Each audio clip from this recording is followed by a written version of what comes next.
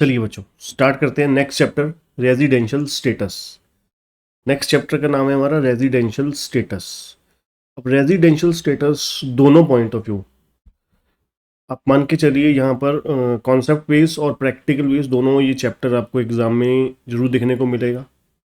ठीक है, एक्चुअली में ये चैप्टर है किस चीज़ के लिए या किस बेस क्या है इसका, ठीक है, रीज़न क्या है, हम क्यों पढ़ रहे हैं ये चैप्टर। जैसे कि मान लीजिए अभी तक हमने जितना भी पढ़ा, अभी तक हम लोग बेसिक कॉन्सेप्ट डेवलप कर रहे थे। ठीक है, अब धीरे धीरे जो मेन चैप्टर्स हैं उसकी तरफ बढ़ रहे हैं। ठीक है, उसमें से पहला चैप्टर मान लीजिए रेजिडेंशियल स्टेटस है। ये क्यों पढ़ रहे हैं चैप्टर? कोई भी असेसी जब आईटीआर फाइल करता है तो उससे इनिशियल स्टेज पे ही पूछा जाता है उसका रेजिडेंशियल स्टेटस, कि भाई मैरिटल स्टेटस नहीं, रेजिडेंशियल स्टेटस। ठीक है, मैरिटल स्टेटस उसकी पर्सनल डिटेल में पूछा जाता है। ठीक है, जब हम आईटीआर फाइल कर रहे होते हैं तो क्यों पूछा जाता है ये रेजिडेंशियल स्टेटस? पूछने का कारण क्या होता है? ठीक है जी, मैरिटल स्टेटस से कोई फर्क नहीं पड़ता है ना। अगर मैं कुछ साल पहले अनमैरिड था, उस समय आईटीआर फाइल करता था, जो मेरी इनकम थी, ठीक है, मान लीजिए सेम अभी है, तो उससे कुछ फ़र्क नहीं पड़ा, है ना। अनमैरिड से मैरिड होने पर कुछ फ़र्क नहीं पड़ा, टैक्सेबिलिटी पर कुछ फ़र्क नहीं पड़ा।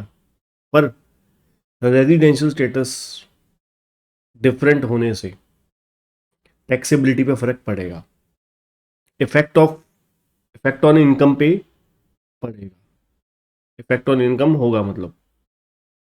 ठीक है, मतलब रेजिडेंशियल स्टेटस का जो रेलिवेंस है ना, रेलिवेंसी क्या है हमारे सिलेबस में, हम क्यों पढ़ रहे हैं।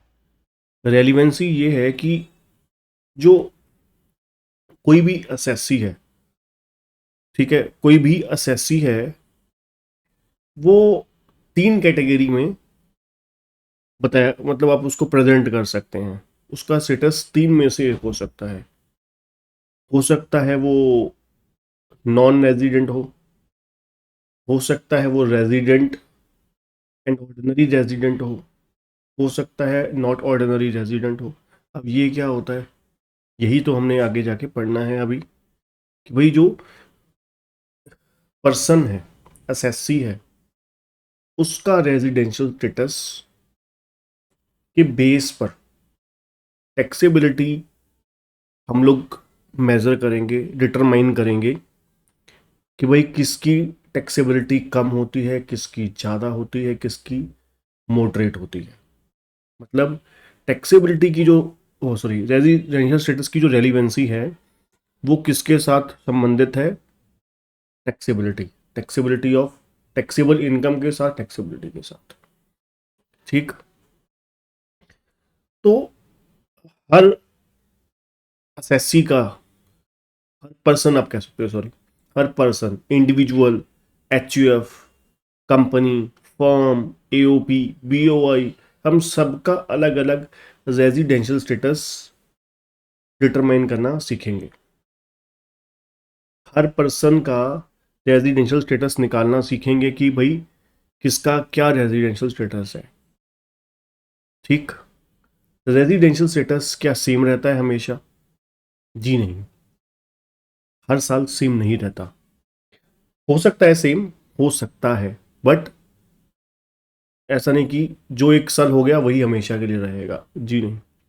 मान लीजिए अगर मैं अभी इंडिया में हूँ, ठीक है, अगले साल 365 दिन बाहर चला गया, या 300 दिन बाहर चला गया, 350 दिन बाहर चला गया, है ना, तो हो सकता है जो हम लोग कैलकुलेशन सीखेंगे, है ना, प्रोविजन सीखेंगे, उसके अकॉर्डिंगली मैं रेजिडेंट, मतलब वो नंबर्स में पास नहीं हो रहा मैं, तो स्टेटस मेरा इस साल कुछ और हुआ, अगले साल कुछ और हो गया, है ना। तो मतलब क्या है, इस चैप्टर में हम रेजिडेंशियल स्टेटस निकालना सीखेंगे हर पर्सन का, प्लस प्लस उसका इफेक्ट क्या होगा, है ना, रेजिडेंशियल स्टेटस का इफेक्ट क्या होगा टैक्सेबल इनकम के ऊपर।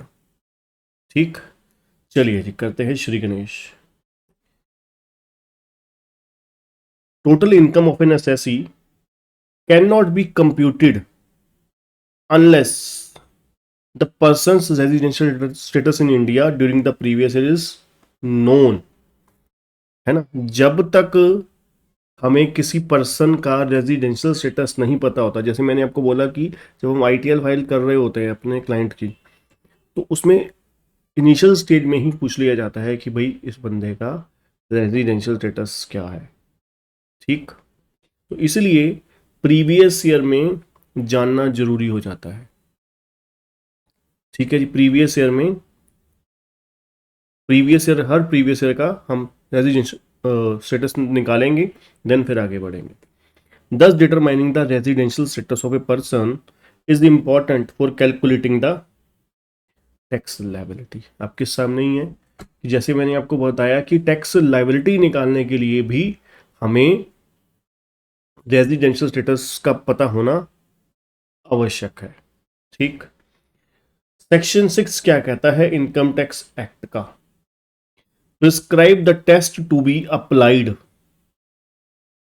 to determine the residential status of all taxpayer for the purpose of income tax। मतलब test to be applied means जो हम लोग प्रोविजन पढ़ेंगे कि भाई इतने दिन ये बंदा रहना चाहिए, या फिर ये कंपनी अगर ये टेस्ट पास कर लेती है, मतलब टेस्ट मीन्स कि जो भी प्रोविजंस होंगी वो प्रोविजन फुलफिल कर देती हैं, कंडीशन फुलफिल कर देती हैं, देन वो कंडीशन टेस्ट पास हो गया, वो वाला टेस्ट है ना, कोई पेपर वाला टेस्ट नहीं बोल रहे।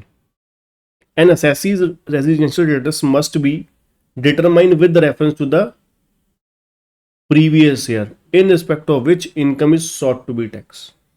हमें रेजिडेंशियल स्टेटस कौन से प्रीवियस ईयर का निकालना है? जिस साल की इनकम के लिए हम लोग देख रहे हैं, जिस साल की इनकम, जिस प्रीवियस ईयर की इनकम के बारे में हम बात कर रहे हैं, उसी प्रीवियस ईयर का स्टेटस निकालना है हमें। ठीक,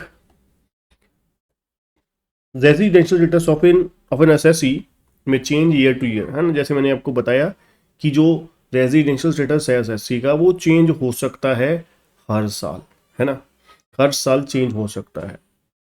क्लियर? तो कुल मिला के अभी तक हमने क्या पढ़ा, अब हम इसके बाद शुरुआत करेंगे। ठीक है, रेजिडेंशियल स्टेटस जो है एसएससी का पर्सन का, वो चेंज हो सकता है ईयर टू ईयर। किस लिए है जरूरी है? टैक्सेबिलिटी फाइंड आउट करने के लिए हमें सबसे पहले रेजिडेंशियल स्टेटस की नीड होगी। ठीक, चलिए अब मैं बात करता हूं,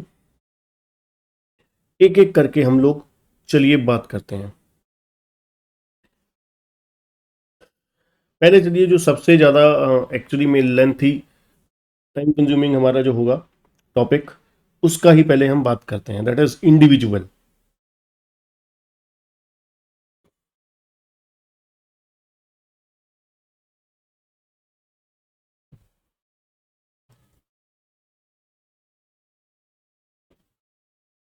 इंडिविजुअल का जो स्टेटस है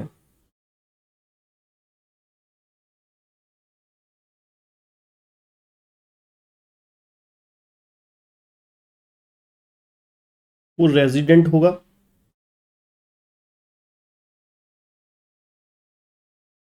या नॉन रेजिडेंट?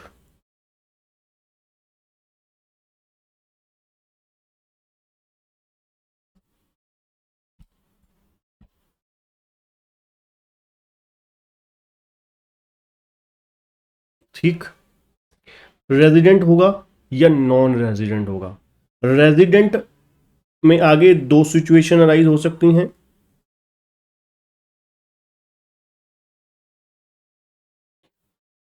ऑर्डिनरी रेजिडेंट,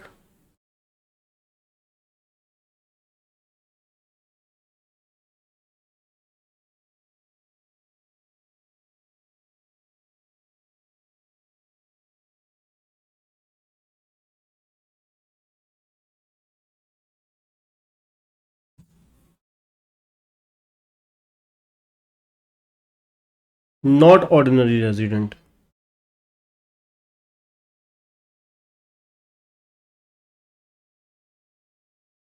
ठीक, एक इंडिविजुअल रेजिडेंट हो सकता है या नॉन रेजिडेंट हो सकता है। ठीक, ऑर्डिनरी रेजिडेंट अगर होगा, अगर रेजिडेंट होगा तो अगर रेजिडेंट होगा तो आगे वो दो सिचुएशन, मतलब दो कैटेगरी हो सकती हैं। या तो फिर वो रेजिडेंट एंड ऑर्डिनरी रेजिडेंट हो जाएगा, या फिर रेजिडेंट बट नॉट ऑर्डिनरी हो जाएगा। ठीक, तो तीन सिचुएशन एक इंडिविजुअल के साथ हो सकती हैं। क्या क्या? एक एक इंडिविजुअल आरओआर हो सकता है। ROR, resident and ordinary resident, full form लिख लीजिए। चलिए मैं लिखवा ही देता हूं, resident and ordinary resident.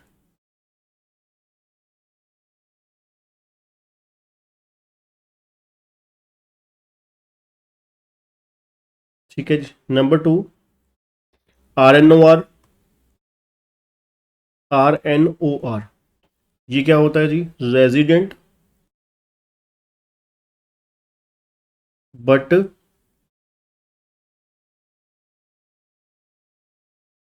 Not ordinary resident.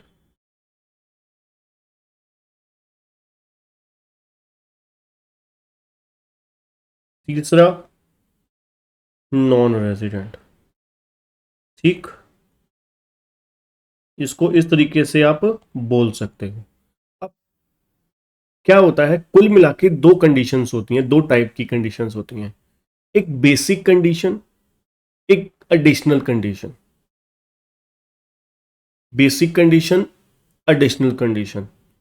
जो टेस्ट हम लोगों ने करना होता है वो दो टेस्ट होते हैं, एक बेसिक कंडीशन का टेस्ट, एक एडिशनल कंडीशन का टेस्ट। बेसिक कंडीशन का टेस्ट, एडिशनल कंडीशन का टेस्ट। आरओआर जो होता है, आरओआर जो होता है वो बेसिक प्लस एडिशनल,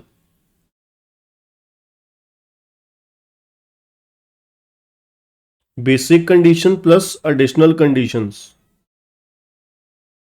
दोनों कंडीशन का जो टेस्ट है वो पास कर लेता है। मतलब जो पर्सन, जो इंडिविजुअल बेसिक कंडीशन भी फुलफिल कर लेगा, एडिशनल कंडीशन भी फुलफिल कर लेगा, वो क्या हो जाएगा? ROR, resident and ordinary resident. ठीक, अगर एक इंडिविजुअल सिर्फ ओनली बेसिक कंडीशंस सेटिस्फाइड या satisfy the basic condition only, ठीक है, अगर ये टेस्ट पास कर लेता है तो फिर वो क्या होगा? Resident but not ordinary resident. अगर मैं एज ए इंडिविजुअल, अगर अपनी मैं बात करूं, अगर मैं सिर्फ और सिर्फ कौन सी कंडीशन पूरी कर पा रहा हूं? सिर्फ बेसिक कंडीशन फुलफिल कर पा रहा हूं। अगर मैं सिर्फ और सिर्फ बेसिक कंडीशन फुलफिल कर पा रहा हूं तो मैं कौन हूं? मेरा रेजिडेंशियल स्टेटस क्या हुआ? R N O R, resident but not ordinary resident. समझ गए? ठीक है sir.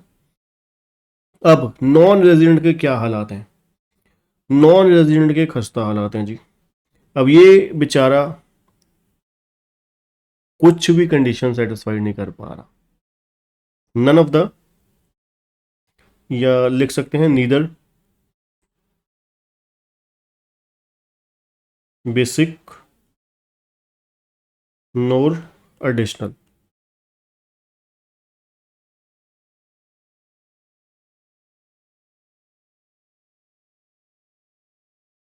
Additional conditions satisfied.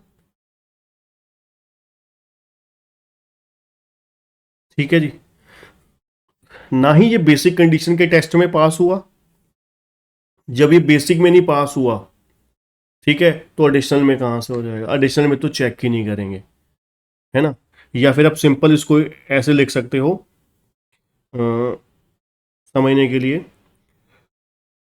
Fail to satisfied the failed in the basic condition test. Basic conditions test, ठीक है जी। वो बेसिक कंडीशन के टेस्ट में जब बंदा फेल हो गया तो एडिशनल कंडीशन क्यों देखेंगे हम, है ना। पहले देखा एक बंदा बेसिक कंडीशन सेटिस्फाइड कर रहा है, यस कर रहा है, तो फिर वो क्या हो गया, तो फिर वो क्या हो गया, रेजिडेंट। अगर नहीं कर रहा तो नॉन रेजिडेंट हो गया। अब रेजिडेंट, अब मैं आपको इसको आसान तरीके से समझाता हूं। अब एक और चार्ट लिखिएगा, ये फाइनल चार्ट होगा जो आपको क्लियर कट सारी क्लैरिटी देगा।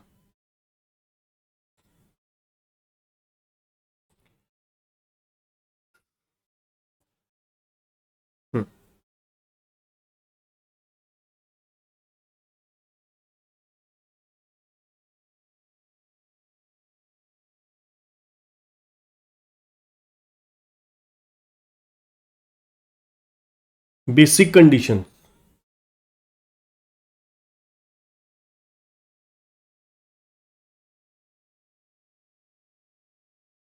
सेटिस्फाइड,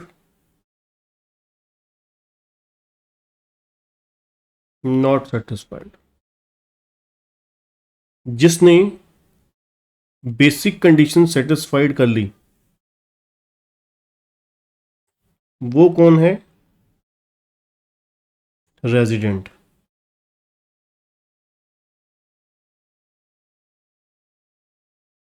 जो बेसिक ही नहीं कर पाया वो कौन है, नॉन रेजिडेंट। ठीक। अब रेजिडेंट जो है वो क्या क्या हो सकता है,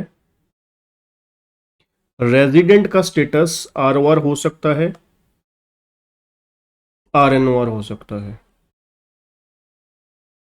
रेजिडेंट का स्टेटस आर ओ आर कब होगा,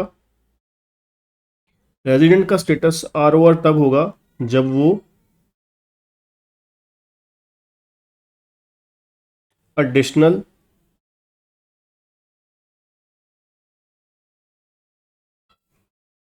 कंडीशन सेटिस्फाइड करता है। ठीक है जी, एडिशनल कंडीशंस सेटिस्फाइड। ठीक है जी। अगर एडिशनल भी सेटिस्फाइड कर ली तो फिर वो क्या हो गया, आर ओ आर हो गया। अगर नहीं कर पाया, not able to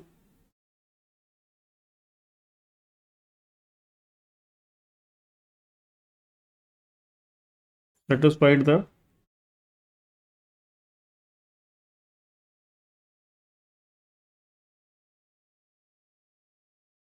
additional conditions, तो फिर वो क्या हो गया,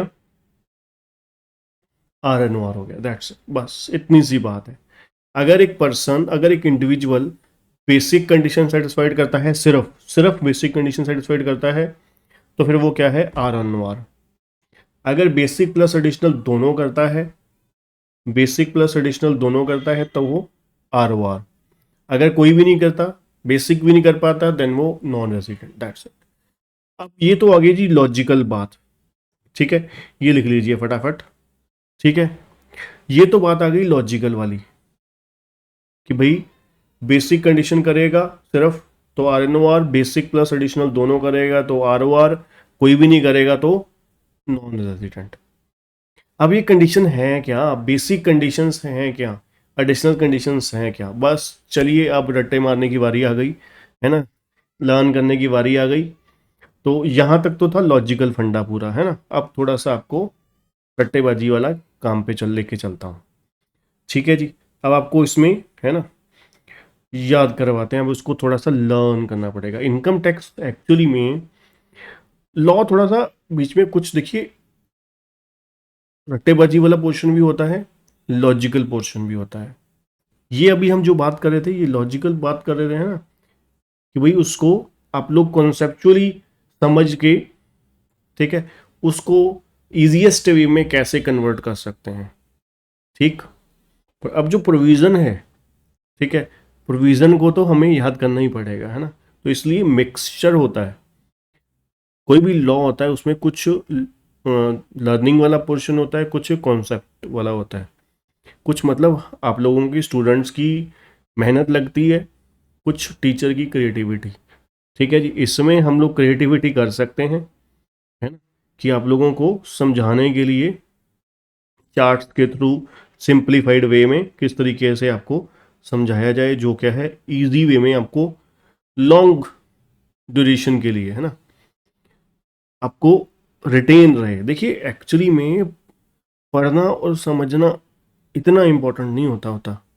एक चीज़ याद रखिएगा, अगर आप खुद भी पढ़ने की कोशिश करो तो बहुत आसानी से आपको चीज़ें समझ आ जाएं। ठीक है जी, आप अपने आप को इतना निकम्मा मत समझा करो। ठीक है ना, अपने आप को इतना नालायक मत समझा करो कि एक पेज के लिए भी आपको टीचर पे डिपेंड रहना पड़े। ठीक है ना, क्योंकि प्रॉब्लम क्या होती है कि किस तरीके से पढ़ना है कि रिटेन लॉन्ग टर्म के लिए रहे, ये इंपॉर्टेंट होता है। ठीक है ना, लॉन्ग टर्म के लिए रिटेन करने के लिए आपको, जैसे हमने ये कॉन्सेप्ट किया, प्लस इसके साथ साथ छोटे छोटे इंटरवल्स में, स्मॉल इंटरवल्स में, जो बच्चा, सिंपल सी बात है, देखो हमारे प्रोफेशनल कोर्सेज में, चाहे वो सीए है, सीएस है, सीएम में है, इन सभी में, क्योंकि मैंने, आपको पता है, दोनों करी हुई हैं, सीए सीएस, जगदीप सर ने तीनों करी हुई हैं। ठीक है, तो इनमें एक ही रूल चलता है, एक ही फंडा चलता है, नलायक से नलायक बच्चा भी पास हो जाएगा यहाँ पर। कहीं आप ये गलतफहमी में मत रहो कि हम बहुत इंटेलिजेंट हैं इसलिए हम यहाँ पर, है ना, एग्जिस्ट करते हैं। ऐसा नहीं है, बिलो एवरेज स्टूडेंट भी बहुत इजीली यहाँ पर पास हो जाता है। कंडीशन एक ही होती है, रेगुलरिटी, कंसिस्टेंसी, और कंसिस्टेंसी के साथ रेगुलर इंटरवल्स में जो बच्चा रिवीजन करता रहेगा। ठीक है ना, जो रेगुलर बेसिस पे रिवीजन करता रहेगा वही यहाँ पर पास होगा। बीकॉम की तरह नहीं, +2 की तरह नहीं, आपने एक बारी किया सिलेबस तो बस सोचा कि हाँ जी टीचर ने करवा दिया, सम करवा दिए, हमने कर लिए, चलो जी अब बस पेपर वाले दिनों में ही पढ़ेंगे। 12-12 घंटे, 10 घंटे, 8 घंटे पेपर वाले दिनों में पढ़ लिया, पेरेंट्स ने सोचा जी हाँ जी बच्चे हमारे ने बहुत मेहनत करी है। इतने के साथ यहाँ पर कुछ नहीं बनता जी। इतने के साथ तो कहते हैं ना, दाढ़ भी गिली नहीं होती है ना। ये यहाँ पे सीधी सी बात है जो रियलिटी है। इसलिए यहाँ पर आपको एग्जिस्ट करना है और ज़बरदस्त तरीके से पहली बार में पास होना है, तो जो जो प्रोविजंस पढ़ोगे उसको रिवाइज करो। जो भी पढ़ोगे एक्चुअली में सारा करना जरूरी नहीं होता, जितना करो 100% करो, उसको रेगुलर रिवाइज करो, थोड़े थोड़े हफ्ते के इंटरवल्स में। ठीक है, चैप्टर किया, जैसे मान लीजिए अपना चैप्टर जितने भी ख़त्म हुए उसको आप रेगुलर बेसिस पे रिवाइज कीजिए, है ना। मान लीजिए डेफिनेशंस हैं, चलते फिरते उसको रिवाइज कीजिए, जो आपको लॉन्ग टर्म के लिए बहुत बेनिफिट्स देंगे। चलिए, अब रेजिडेंट कब होगा, जो मैंने आपको बोला कि बेसिक कंडीशन। ठीक है जी, जब एक इंडिविजुअल जो है किसी प्रीवियस ईयर में, कहते हैं ये बेसिक कंडीशन, इसको मैं बोल रहा हूँ, ये जो दो कंडीशन है इसको बोलते हैं बेसिक कंडीशन।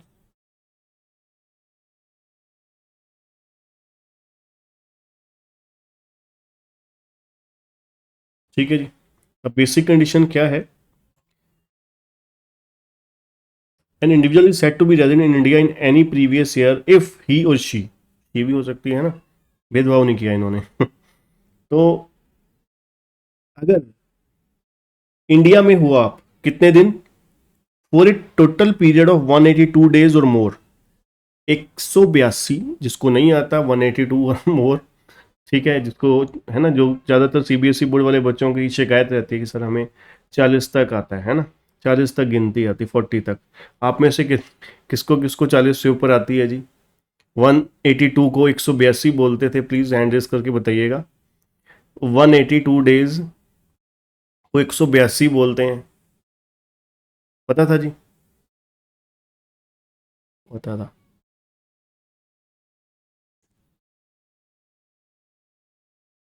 बस, ठीक है जी। तो रेजिडेंट जो है, पर्सन जो है, इंडिविजुअल जो है, वो रेलिवेंट प्रीवियस ईयर में कितने दिन रहा है इंडिया में? 182 और मोर डेज, 182 दिन या उससे ज़्यादा दिन, 182 और मोर डेज इंडिया में वो रहा है, 182 या उससे ज़्यादा दिन, ज़्यादा हुए तो कोई दिक्कत नहीं है, कम से कम मतलब कितने होने चाहिए, 182 और मोर डेज, ठीक है। ही और she stay in India for a period 182 और मोर डेज। पहली शर्त ये, या तो फिर ये पूरी हो जाए, और अगर मान लीजिए 170, 170, 160, 150, 100, 80 इतने दिन रहा है, अगर 182 वाली कंडीशन फुलफिल नहीं हुई तो फिर हैज बीन इन इंडिया, ये ध्यान से सुनिएगा, 4 years immediately preceding that year for a total period of 365 or more, plus, plus लिखा है, प्लस, प्लस मतलब एंड, है ना, एंड का मतलब plus, and has been in India for at least 60 days in that year. इसको इजी कर देता हूं, वो क्या कहना चाह रहे हैं, आप मान लीजिए आप मिस्टर क्या हो, ए हो, मान लीजिए ए, मिस्टर ए या तो फिर 182 और मोर डेज रहा हो इंडिया में, अगर नहीं रहा तो दूसरी कंडीशन फुलफिल करेगा। अब हम मान लीजिए, अब हमारे को एग्जाम में क्वेश्चन कौन से साल का प्रीवियस ईयर का आएगा, 2023-24, तो हम बात किसकी कर रहे हैं, हम देख रहे हैं ए का residential status for assess for previous year 23-24, है ना, प्रीवियस ईयर 23-24 का हम लोग क्या कर रहे हैं, रेजिडेंशियल स्टेटस डिटरमाइन कर रहे हैं, किसका, मिस्टर ए का, मिस्टर ए का, ठीक। अब मिस्टर ए कहते हैं 182 और मोर डेज तो रहा नहीं इंडिया में, ठीक है जी, अगर नहीं रहा मतलब उससे कम रहा है ना, 182 डेज से कम रहा है, तो फिर दूसरी कंडीशन क्या है, कहते हैं रेलिवेंट प्रीवियस ईयर में, हमारा रेलिवेंट प्रीवियस ईयर कौन सा है, 23-24, कम से कम 60 और मोर डेज, 60 या उससे ज्यादा दिन रहा हो, ठीक है जी, प्लस दूसरी कंडीशन क्या है, इन 4 years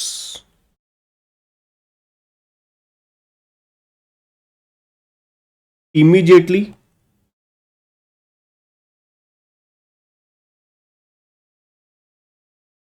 preceding relevant previous year,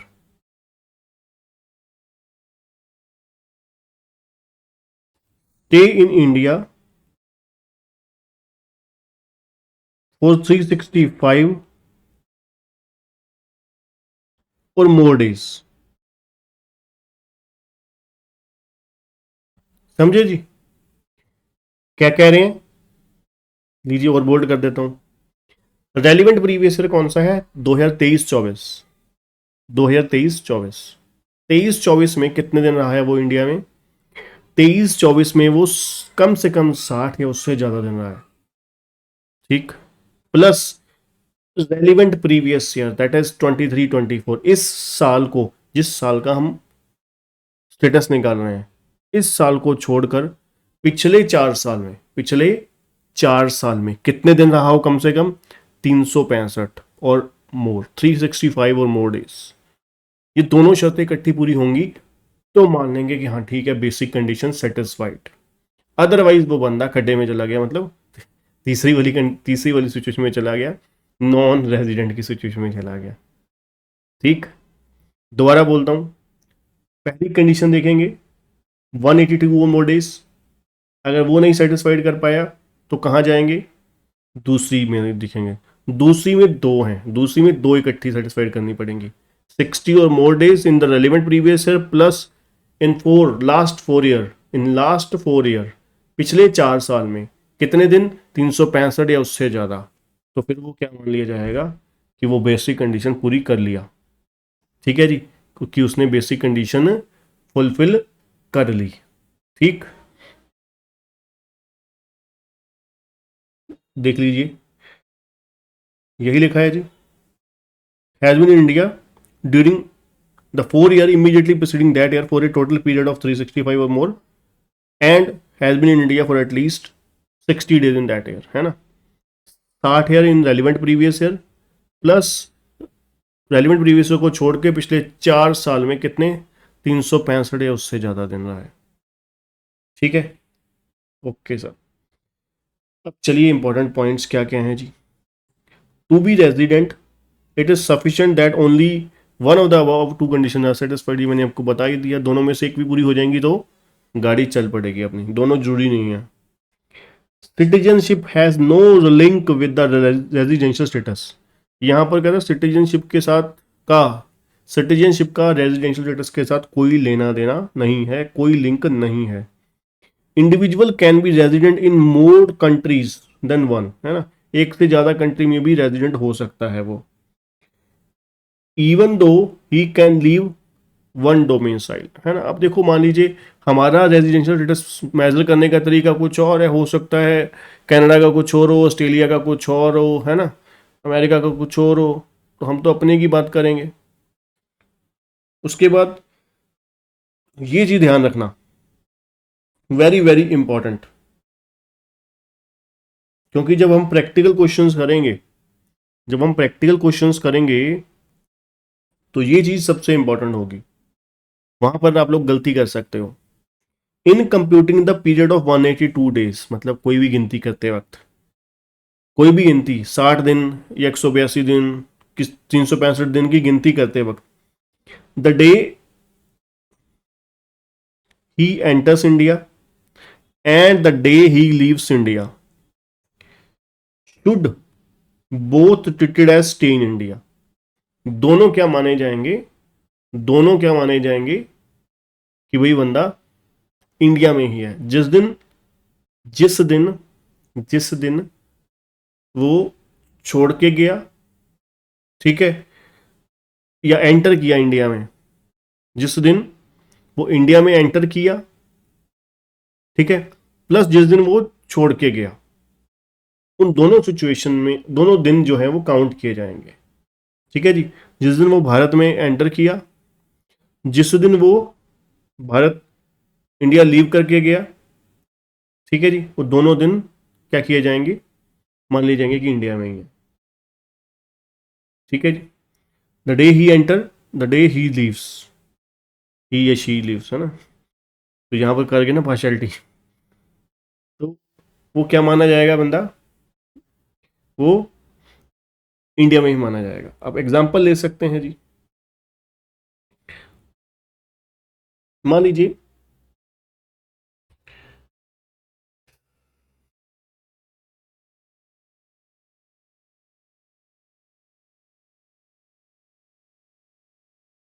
Chris Gayle, है ना, जो क्रिकेटर है, वो इंडिया में आया कौन सी डेट को, 5 जून 2023 को. ठीक है जी. एंटर्स इन इंडिया, ठीक है जी, 5 जून को आया और 4 फरवरी 2024 को वो भारत छोड़ के चला गया.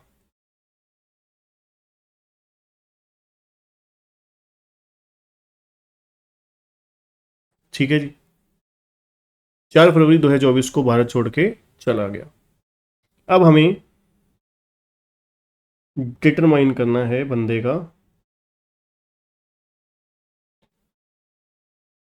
Residential status. ठीक है जी. अभी हम एडिशनल की बात ही नहीं करेंगे, अभी सिर्फ बेसिक की बात कर रहा हूं मैं.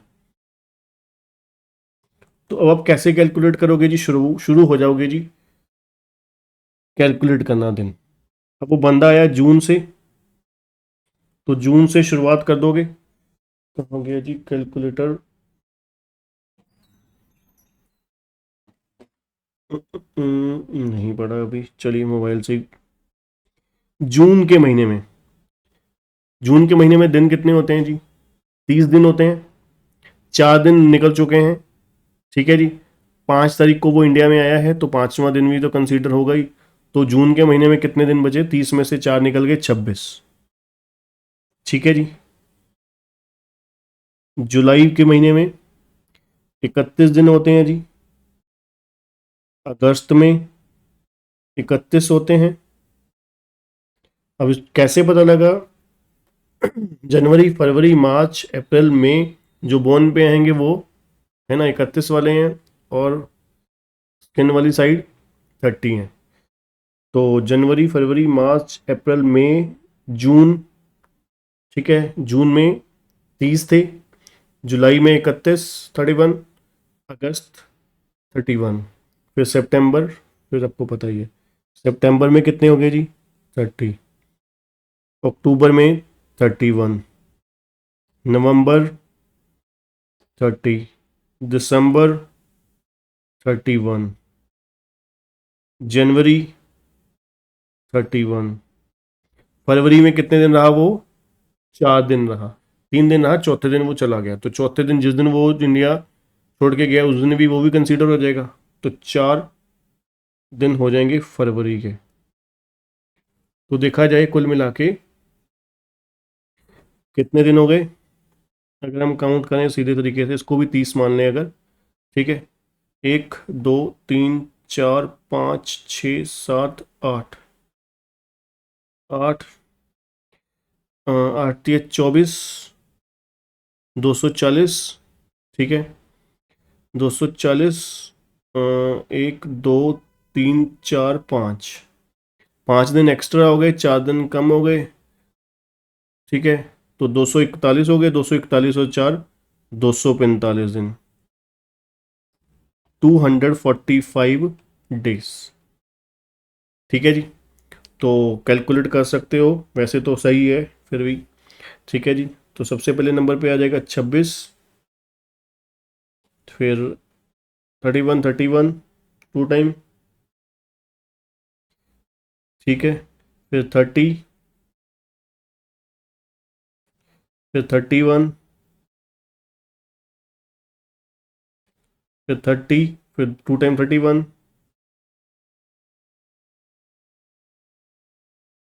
फिर 4, तो 245 डेज, करेक्ट। अब 245 डेज है, तो यहाँ पर जो क्रिस गेल है वो रेजिडेंट है, क्योंकि वो बेसिक कंडीशन सेटिस्फाई कर रहा है ना। इतना हमें निकालना आ गया, ठीक है जी, कि बेसिक कंडीशन वो सेटिस्फाइड कर रहा है, ठीक है जी। चलिए जी, कैसे निकालते हैं? अब यहाँ पर आपको एटलीस्ट पता लग गया कि जिस दिन वो बंदा इंडिया में एंटर किया है वो दिन भी कंसीडर होगा, जिस दिन वो इंडिया छोड़ के गया है वो दिन भी कंसीडर होगा, ठीक।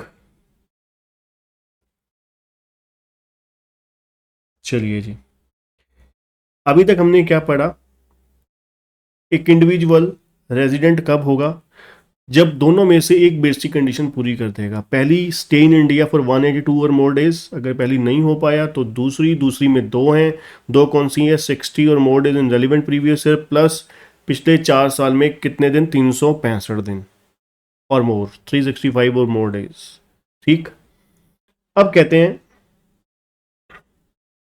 Exceptions to the above rule, मतलब हर पर्सन को, इंडिविजुअल को वैसे तो दो कंडीशन में से एक पूरी करनी थी, ए या बी, है ना, पहली या दूसरी, पर इन सिचुएशन में सिर्फ period of 60 days shall be substitute by 182 days, मतलब इन तीन कंडीशंस में, इन तीन सिचुएशंस में सिर्फ और सिर्फ 182 और मोर डेज वाली कंडीशन ही देखेंगे, और दूसरी बारी हम आंख बंद कर देंगे, मतलब आंख बंद कर देंगे, मतलब बच्चों ये कि पहले हम देखेंगे 182 और मोर डेज। जैसे मान लीजिए ये क्रिस गेल था, क्रिस गेल का हमने पहले क्या देखा? 182 और मोर डेज, पहले देखा कि दिन कितने रह रहा है, ठीक है, तो हमने देखा कि बंदा 200 कुछ दिन रह रहा है ना, 245 डेज आया था हमारा, तो 182 डेज का देखा कि सेटिस्फाइड है, तो हमने दूसरी की तरफ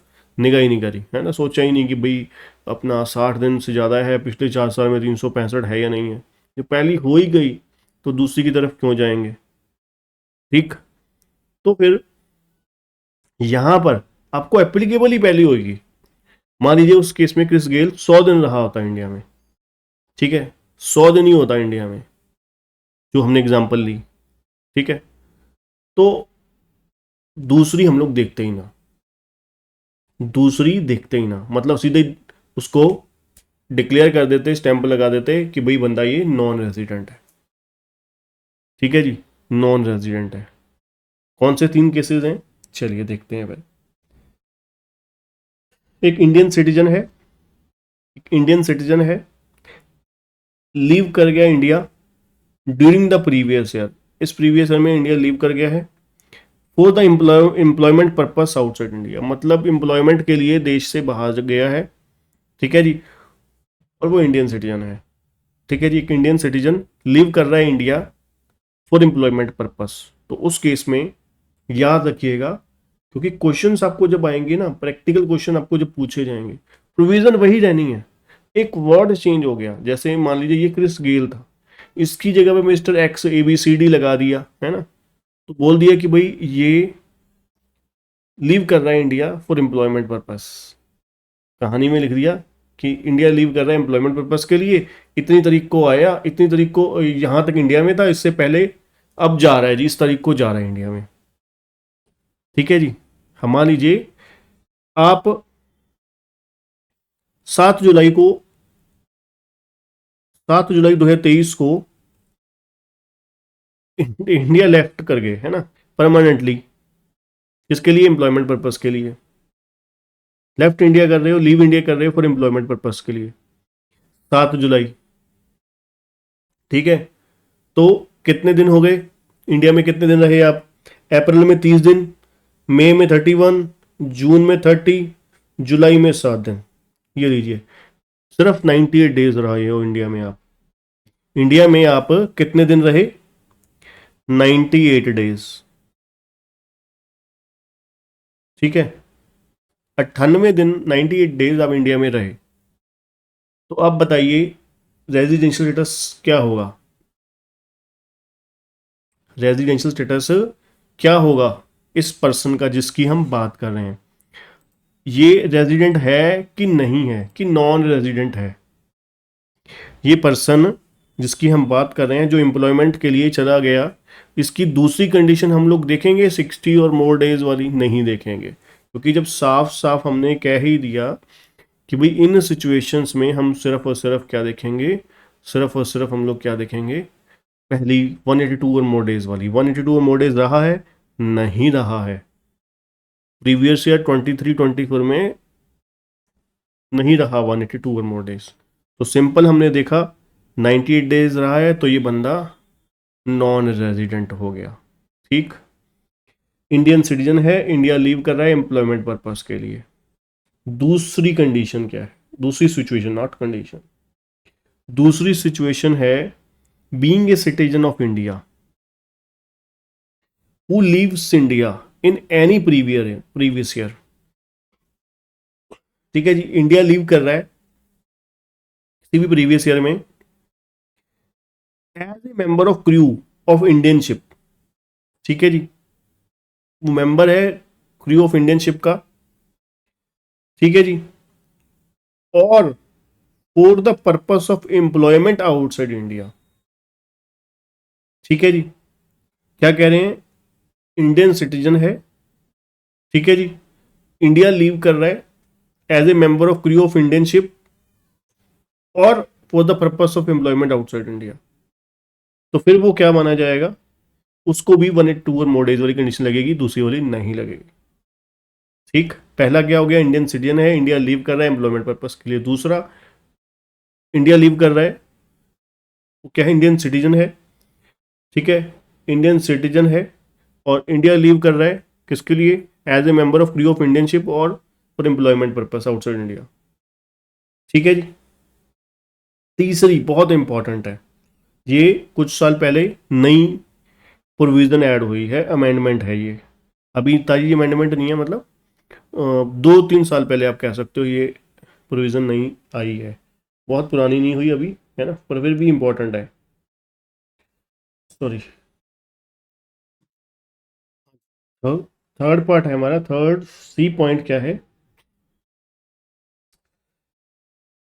सिटीजन कहाँ का है, वो इंडियन सिटीजन है, ठीक है जी। या तो फिर वो पर्सन क्या है, इंडियन सिटीजन है, या फिर पर्सन ऑफ इंडियन ओरिजिन है, ठीक है जी। पर्सन ऑफ इंडियन ओरिजिन आगे पढ़ते हैं, टेंशन मत लीजिएगा। इंडियन सिटीजन है बंदा, या फिर पर्सन ऑफ इंडियन ओरिजिन है, ठीक है जी। पॉइंट्स ऐड ऑन करते जाइएगा, ठीक है जी। इंडियन सिटीजन या पर्सन ऑफ इंडियन ओरिजिन, ठीक है जी। Person of Indian origin, engage outside India, ठीक है जी। कहाँ एंगेज है वो, है ना, बिजी कहाँ पर है बंदा वो, आउटसाइड इंडिया। किस में, एम्प्लॉयमेंट में, या फिर बिजनेस कर रहा है या प्रोफेशन कर रहा है, ठीक है जी। कहाँ पर है जी, आउटसाइड इंडिया, या लिख दीजिए फॉरेन में बैठा है, ठीक है जी। एंगेज कहाँ पर है, फॉरेन। किस में एंगेज है, बिजनेस में, प्रोफेशन में, या फिर एम्प्लॉयमेंट में, ठीक है जी। इंडियन सिटीजन है या पर्सन ऑफ इंडियन ओरिजिन है, कहाँ पर है, फॉरेन में है, आउटसाइड इंडिया है, एंगेज किस में है, एम्प्लॉयमेंट में या बिजनेस में या प्रोफेशन में, प्लस एंड एंड विजिट कर रहा है इंडिया, ठीक है जी। विजिट कर रहा है इंडिया में, ठीक है जी। विजिट कर रहा है इंडिया में, visiting in India during the relevant previous है, मतलब प्रीवियस है, ठीक है जी। And his total income, and his total income excluding income from foreign source,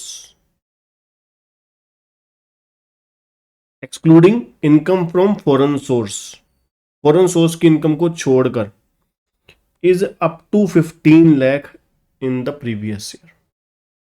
15 lakh रुपए तक अगर है उसकी इनकम, ठीक है जी, तो फिर उसे 15 लाख रुपए तक है, तो उसे सिर्फ कौन सी प्रोविजन एप्लीकेबल होगी, सिर्फ 182 डेज और मोर वाली, 182 और मोर डेज वाली कंडीशन लगेगी। दोबारा बोलता हूं समरी करके, हम कौन है, as a individual Indian citizen है या पर्सन ऑफ इंडियन ओरिजिन है, ठीक। एंगेज कहां पर है, फॉरेन में, ठीक है जी, या एम्प्लॉयमेंट में या बिजनेस में या प्रोफेशन में। इंडिया विजिट कर रहे हैं, है ना, घूमने फिरने के लिए आ रहे हैं, किसी रिश्तेदारों को मिलने के लिए आ रहे हैं, विजिट कर रहे हैं इंडिया में, विजिटिंग इन इंडिया, ठीक।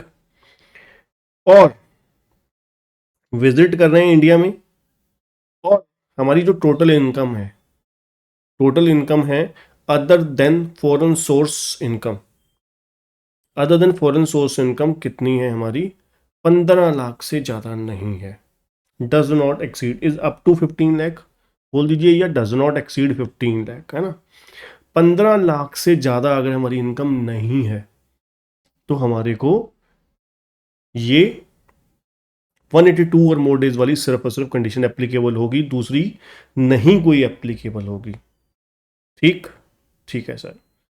उसके बाद अगर हम बात करें, ये हो गया जी 3 केस सिचुएशंस जहां पर सिर्फ और सिर्फ 182 और मोर डेज वाली कंडीशन एप्लीकेबल होगी। पहली क्या है जी, पहली हमारी एक इंडियन सिटीजन है जो क्या है, लीव कर रहा है इंडिया फॉर एम्प्लॉयमेंट पर्पस। दूसरा एक सिटीजन ऑफ इंडिया है जो क्या है, लीव कर रहा है इंडिया किसके लिए, as a member of crew of Indian ship और for the purpose of employment outside India. तीसरा इंडियन सिटीजन है या पर्सन ऑफ इंडियन ओरिजिन है जो क्या कर रहा है, एंगेज है फॉरेन में, आउटसाइड इंडिया में, ठीक है, और विजिट कर रहा है इंडिया में, ठीक है, और एंगेज किस में है, वो बिजनेस में, प्रोफेशन में या एम्प्लॉयमेंट में, और विजिट कर रहा है इंडिया में, और इसकी जो इनकम है प्रीवियस ईयर में other than foreign source income does not exceed 15 lakh. तो इन सिचुएशन में उसको सिर्फ और सिर्फ 182 और मोर डेज वाली कंडीशन लगेगी। अब जरा ध्यान से सुनिएगा, अगर अब मान लीजिए हमने कहा कि अगर 15 लाख से ज़्यादा नहीं है, does not exceed 15 lakh, then वो वाली प्रोविजन एप्लीकेबल होगी।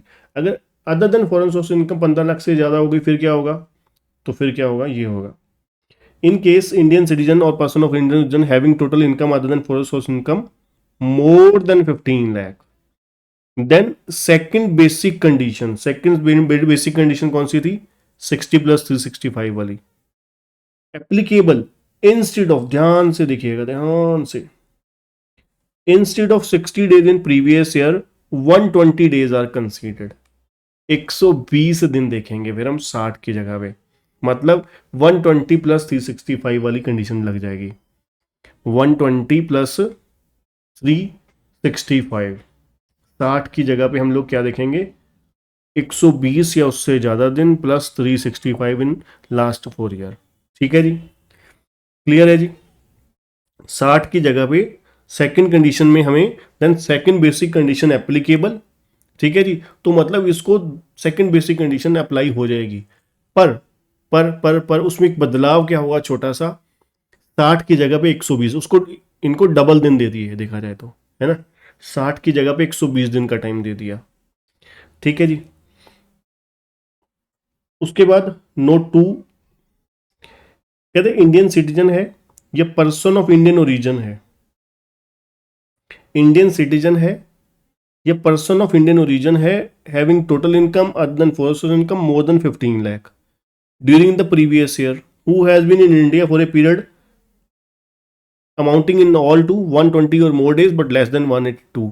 यार अगर उसने 182 डेज रह ही गया तो फिर हम इधर आके क्यों ताकाजाकी करेंगे, है ना इधर को दिमाग खराब करेंगे।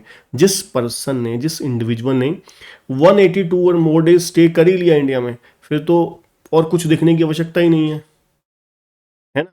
तो 182 डेज रह लिया तो बात खत्म। जैसे हम क्रिस गेल की एग्जांपल देख रहे थे, तो उस बंदे ने 240 245 दिन रह लिया इंडिया में, तो हमने देखा कि भाई सेकंड बेसिक कंडीशन वो फुलफिल कर रहा है कि नहीं कर रहा, कुछ नहीं देखा हमने, है ना।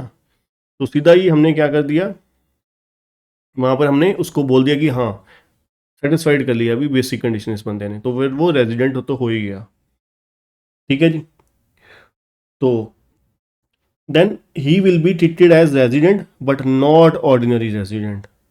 मतलब जिस पर्सन को ये सेकंड वाली कंडीशन जो एप्लीकेबल हो गई, ठीक है, तो वो बंदा सीधा ही RNOR हो जाएगा। मतलब उसको हम एडिशनल कंडीशन देखेंगे ही नहीं, उसको एडिशनल कंडीशन देखेंगे ही नहीं। दोबारा बोलता हूँ, एग्जांपल समझाता हूँ। मान लीजिए ये है ए, ठीक है जी, ए ये क्या कर रहा है, ये मान लीजिए क्या है, पर्सन ऑफ इंडियन ओरिजिन है, पर्सन ऑफ इंडियन ओरिजिन है, ठीक है, पर्सन ऑफ इंडियन ओरिजिन है। अब ये पर्सन वो सारी कंडीशन पूरी कर रहा है, ठीक है। इसकी जो other than foreign source income है कितनी है, 25 लाख रुपए है, 25 लाख रुपए है, ठीक है। Other than foreign source income 25 lakh रुपए है, मतलब एक्सीड 15 लाख है, ठीक है। ये कौन है, पर्सन ऑफ इंडियन ओरिजिन है, तीसरी बेसिक कंडीशन में फुलफिल हो रहा है, हो रहा है। विजिट कर रहा है इंडिया में, हाँ जी कर रहा है। इसमें एंगेज है ये मान लीजिए वहाँ पर बिजनेस करता है अपना कुछ, ठीक है जी, बिजनेस करता है। तो इसकी other than foreign source income कितनी है, 25 लाख रुपए, दैट इज एक्सीडिंग 15 लाख, ठीक है। तो फिर अब अगर इस बंदे ने 130 दिन रहा हो, 130 डेज रहा, या फिर आप पहले कम लगा दीजिए, मान लीजिए 100 दिन रहा, 100 डेज, ठीक है जी, तो फिर वो सीधा ही क्या हो गया, नॉन रेजिडेंट हो गया, है ना, नॉन रेजिडेंट हो गया। ये सीधा ही 100 डेज वाली सिचुएशन में क्या हो गया, नॉन रेजिडेंट हो गया, ठीक। अगर क्या है 100 दिन रहा है, अब मान लीजिए ये बंदा 100 नहीं 160 दिन रहा है, 100 नहीं 160 दिन रहा है, तो फिर ये क्या हो जाएगा, RNOR हो जाएगा सीधा ही। रेजिडेंट नहीं बोला हमने, RNOR बोला। रेजिडेंट बोलने का मतलब क्या है, अभी हम कंडीशन देखेंगे, एडिशनल कंडीशन। अगर सेटिस्फाइड है देन ROR, अगर नहीं है तो ROR, है ना। यहां पर हम सीधा ही उसको डिक्लेयर कर रहे हैं RNOR। क्यों डिक्लेयर कर रहे हैं, क्योंकि साफ साफ बोल ही दिया कि भाई जिस बंदे को ये 60 से 120 दिन वाली, मतलब 120 दिन से ज़्यादा रहा है ये, है ना, बट 182 दिन नहीं रहा, तो इसको जो ये एग्जाम्शन दी गई है ना, बेनिफिट दिया गया है सी प्रोविजन का, प्रोविजन सी का, क्लॉज सी का जो एग्जाम्शन दिया गया है, तो उस सिचुएशन में यहाँ पर कह रहे हैं no need to check the additional condition, है ना। तो इस बंदे को, मिस्टर ए को, एडिशनल कंडीशन हम लोग देखेंगे ही नहीं, एडिशनल कंडीशन चेक करेंगे ही नहीं, ये वाला टेस्ट करेंगे ही नहीं, सीधा ही हम लोग क्या बोल देंगे कि भाई ये बंदा क्या है, RNOR, resident but not ordinary resident. ठीक है जी, ठीक है sir.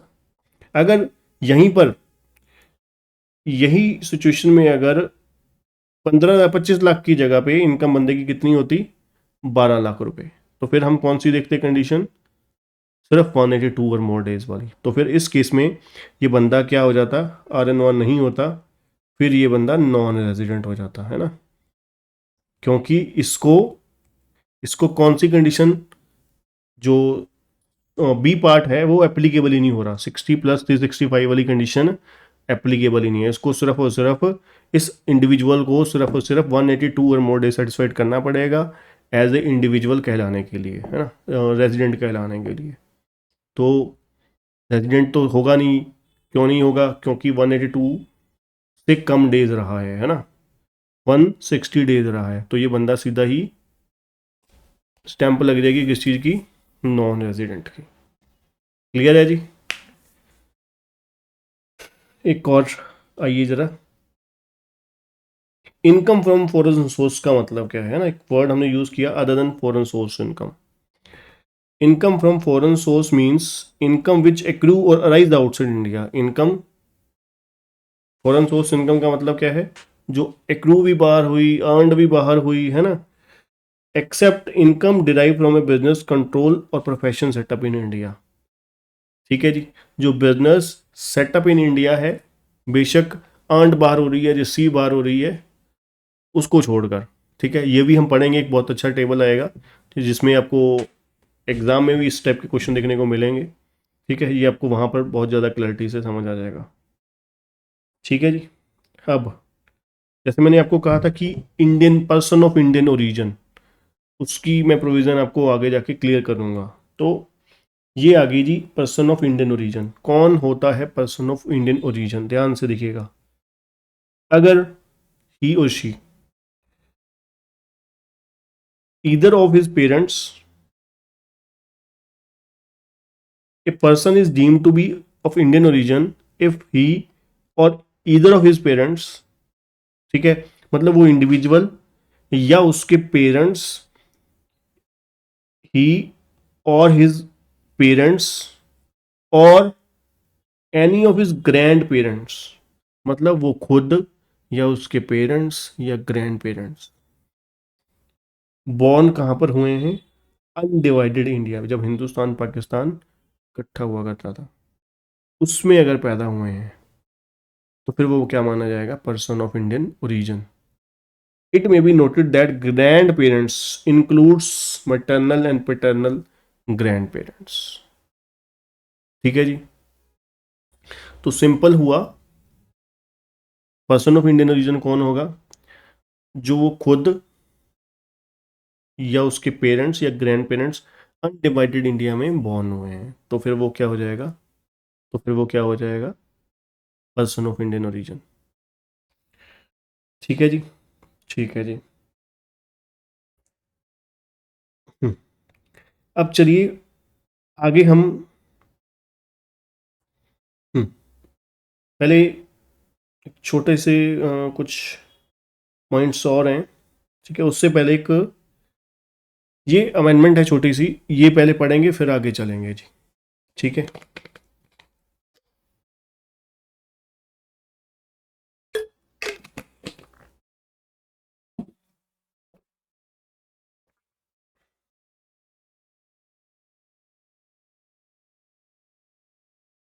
Deemed resident under section 6 subsection 1A। Deemed resident क्या होता है? ये नई प्रोविजन है, ये भी 1-2 साल पहले ही नया सेक्शन इंट्रोड्यूस हुआ है, पहले कभी नहीं हुआ करता था, ठीक है जी। 1-2 फाइनेंस एक्ट पहले इंट्रोड्यूस हुआ है। तो चलिए फिर पढ़ते हैं इसको। डीम्ड रेजिडेंट क्या चीज है? An individual being an Indian citizen, एक इंडिविजुअल जो क्या है, इंडियन सिटीजन है, जिसकी total income other than foreign source income except income from business control, जो भी हमने पढ़ा कि बिजनेस और प्रोफेशन अगर सेटअप इन इंडिया है उसको छोड़कर, है ना, and which is not deemed to be accrual as India exceeding 15 lakh. ठीक है जी, एक इंडियन सिटीजन है जिसकी इनकम 15 लाख से ज्यादा है other than foreign source income, during the previous year would be deemed to be resident in India in that previous year.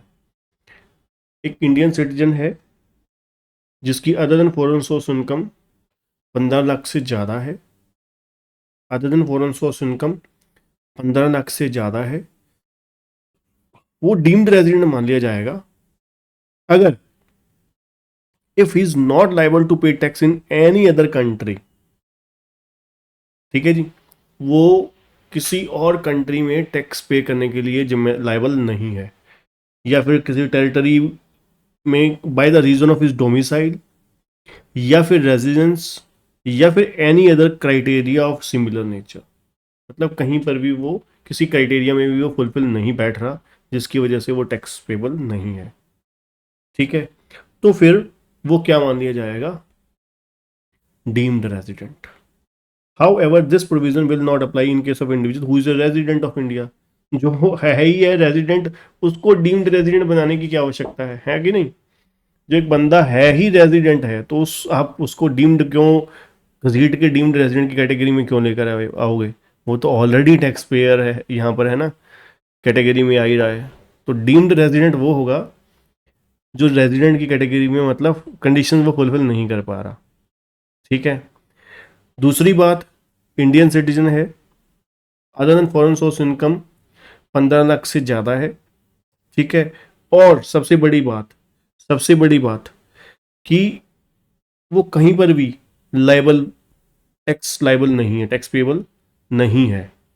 ठीक है जी, किसी भी कंट्री में या टेरिटरी में by the reason of his domicile या फिर रेजिडेंस। ठीक है जी, मतलब उसे अभी किसी तरीके की पीआर वगैरह, सिटीजनशिप वगैरह कहीं नहीं मिली है उसे। ठीक है जी, तो फिर उस केस में वो पर्सन इंडियन, वो क्या हो जाएगा, डीम्ड रेजिडेंट का उसे दर्जा मिल जाएगा यहाँ पर हिंदुस्तान में। ठीक है जी, this provision will not apply, ये तो हमने बता ही दिया। ठीक है, तो ये होता है जी डीम्ड रेजिडेंट का छोटा सा कॉन्सेप्ट। ठीक है जी, नोट क्या है जी, ओनली इंडियन सिटीजन, कहते हैं सिर्फ, ये तो बता ही दिया, जब पहले नंबर पे लिखा ही इंडियन सिटीजन है तो डाउट वाली बात ही नहीं रहेगी। An individual who is not an Indian citizen but a person of Indian origin can not B A deemed resident. जब बोला ही है सिर्फ और सिर्फ इंडियन सिटीजन, जो इंडियन सिटीजन है, पर्सन ऑफ इंडियन ओरिजिन की भी बात नहीं कहते हम कर रहे हैं यहाँ पर, सिर्फ और सिर्फ किसकी बात हो रही है? इंडियन सिटीजन की बात हो रही है। और stay in India not necessary, है ना, वो तो बता ही दिया, वो भी मैंने आपको क्लैरिटी दे दी, यहाँ पर बेशक नहीं लिखा था कि भाई यहाँ पर हमें सिर्फ इतना दिखना है कि वो पर्सन कहीं और टैक्स पेबल नहीं है। ठीक है, तो फिर वो इंडिया में रेजिडेंट बन सकता है। ठीक है जी, in case of an individual being a citizen of India and a member of crew of ship for the period of stay in India shall be in respect of eligible voyage include the following period। मतलब हम बात कर रहे थे कि भाई as a member of crew of Indian ship, ठीक है, वो क्या कर रहा है, इंडिया लीव कर रहा है, तो उस केस में भी हम लोग सिर्फ और सिर्फ 182 और मोर डेज वाली कंडीशन देखेंगे। कहते हैं उस केस में गिनती कैसे, कैलकुलेशन कैसे होती है, पीरियड काउंट कैसे किए जाते हैं, है ना, दिनों की गिनती कैसे की जाती है। तो चलिए अब दिनों की गिनती के लिए कहते हैं ये पीरियड एक्सक्लूड किया जाएगा। दिन की गिनती करने के लिए ये पीरियड 182 दिन मतलब या जितने दिन भी रहा इंडिया में वो माना जाएगा कि इतने दिन नहीं रहा, उसको बाहर विदेश में माना जाएगा, इंडिया में नहीं माना जाएगा। ठीक है। Period commencing from the date entered into the discharge certificate in respect of joining the ship by the said individual for the eligible voyage and the period end on the date on which continued discharge certificate in respect of signing off। ठीक है जी, simple सी बात है, बहुत साधारण शब्दों में, जिस दिन वो वॉयज में एंटर किया, जिस दिन जो उसे एक डिस्चार्ज सर्टिफिकेट मिलेगा, उस member of crew of Indian ship को डिस्चार्ज सर्टिफिकेट मिलेगा। डिस्चार्ज सर्टिफिकेट में लिखा इस दिन ये बंदा अंदर घुसा, है ना, साइन इन हुआ इस दिन साइन ऑफ हुआ, उतने दिन वो मान लिया जाएगा कि वो इंडिया में नहीं है ना। कि मान लीजिए 365 दिन में से वो बंदा 200 दिन के लिए उसे डिस्चार्ज सर्टिफिकेट मिलता है, कॉन्टिन्यूस डिस्चार्ज सर्टिफिकेट 200 दिन के लिए मिल जाता है। ठीक है, तो 365 में से हम लोग 200 दिन निकाल देंगे तो हम लोग बोलेंगे जी 165 डेज इंडिया में वो स्टे करा है। ठीक है जी, ये फंडा होता है जी कॉन्टिन्यूस डिस्चार्ज सर्टिफिकेट का। और जिस दिन उसका नाम चढ़ाया गया है, कमेंस कौन सी डेट से होगा, जिस दिन उसका नाम एंटर किया गया है कॉन्टिन्यूस डिस्चार्ज सर्टिफिकेट में। ठीक है जी, in respect of joining the ship. ठीक है, in respect of joining the ship से लेकर कब तक, जब वो साइन ऑफ करता है तब तक। ठीक है जी। अब कॉन्टिन्यूस डिस्चार्ज सर्टिफिकेट क्या है, बहुत खतरनाक तरीके से लिख रखा है ना, ये definition, this term has meaning assigned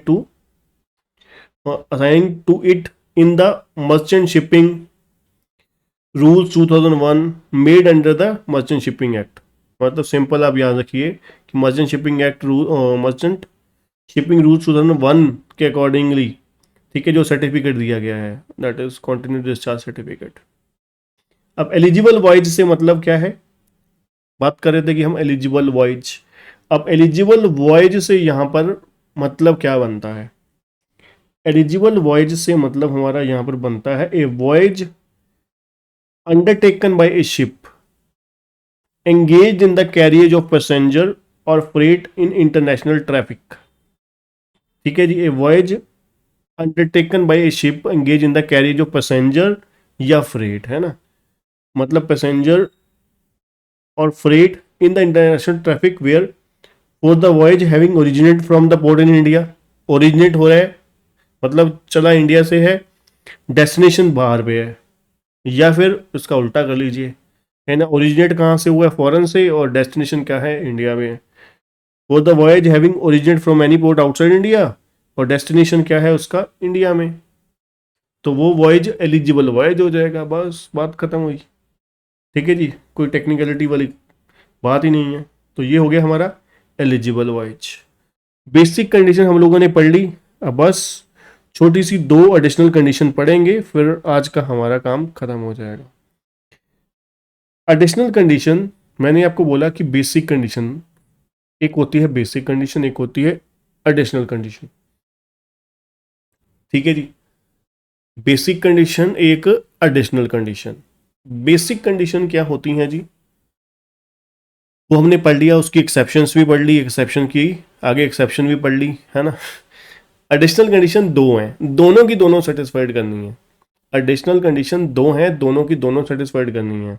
अगर दोनों की दोनों सेटिस्फाइड हो जाती हैं तो वो इंडिविजुअल क्या हो जाएगा, ROR, resident and ordinary resident.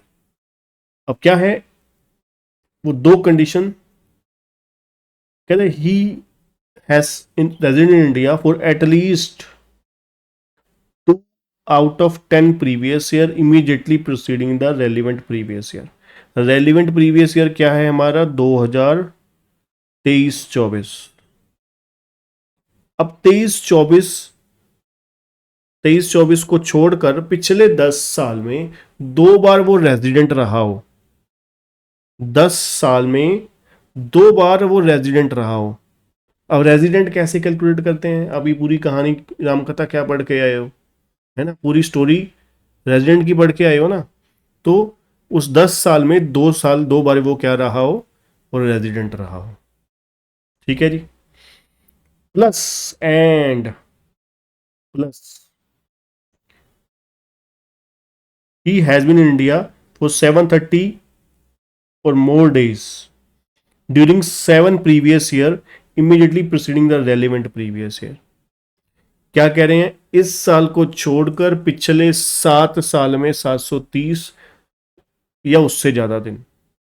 ठीक है जी। दो कंडीशन क्या हो गई, पहली, इस साल को रेलिवेंट प्रीवियस ईयर को छोड़कर पिछले 10 साल में 2 बार वो रेजिडेंट रहा हो, प्लस इस साल को छोड़कर पिछले 7 ईयर्स में 730 और मोर डेज रहा हो इंडिया में। अगर ये दोनों शर्तें पूरी हो गई देन मान लिया जाएगा कि एडिशनल कंडीशन उसने सेटिस्फाइड कर दी। अगर दोनों में से मान लीजिए एक कर दी या एक नहीं करी, या दोनों ही फेल हो गई, या आपने पहली देखी पहले ही फुलफिल नहीं हुई, तो ठीक है, तो बात ही खत्म हुई। तो अगर दोनों में से अगर एक भी कंडीशन नहीं हो पाई तो फिर वो क्या हो जाएगा, RNOR। ठीक है जी। तो कुल मिला के ये हमारा पूरी की पूरी सभी प्रोविजंस हो गई किसकी, इंडिविजुअल की। इंडिविजुअल रेजिडेंट हो सकता है, ROR हो सकता है। ROR कब होगा, जब बेसिक प्लस एडिशनल दोनों पूरी कर लेता है। अगर सिर्फ और सिर्फ बेसिक कंडीशन पूरी करता है तो RNOR। अगर दोनों बेसिक भी नहीं पूरी करता देन नॉन रेजिडेंट। बेसिक में क्या थी, दो थी, 182 और मोर डेज या फिर 60 days in relevant previous year plus 365 और more days in last 4 years. ठीक है। एडिशनल क्या थी, एडिशनल हमने पढ़ी, एडिशनल दो कंडीशन है, दोनों पूरी करनी है। वो क्या है, रेलिवेंट प्रीवियस ईयर को छोड़कर पिछले 10 प्रीवियस ईयर में 2 बार वो रेजिडेंट रह गया हो, 2 बार वो रेजिडेंट की कंडीशन फुलफिल करे, प्लस रेलिवेंट प्रीवियस ईयर को छोड़कर पिछले 7 ईयर्स में 730 और more days stay in India है। ठीक है जी। जब ये कंडीशन पूरी हो जाएगी देन वो ROR हो जाएगा, एडिशनल कंडीशन मतलब सेटिस्फाइड हो गई। ठीक है जी।